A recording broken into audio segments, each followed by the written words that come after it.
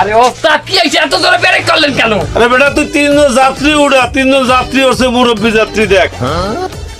এই ডাইরেক্ট বরিশাল কই যাই?